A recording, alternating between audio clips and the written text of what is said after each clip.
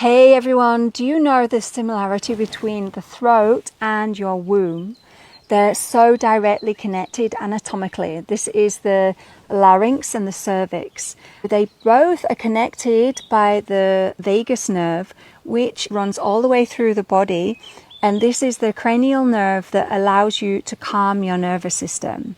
So if you do things like toning, humming, then you're going to naturally calm. If you do this when you're feeling overwhelmed, when you're going through some kind of transition, then using this very simple toning method is going to really help you calm down. So let's try it. Let's hum. A simple humming. Here we go. Inhale.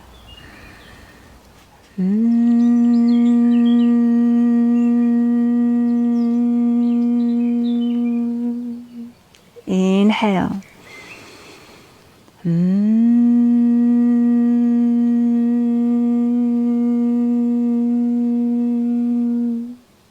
Inhale again.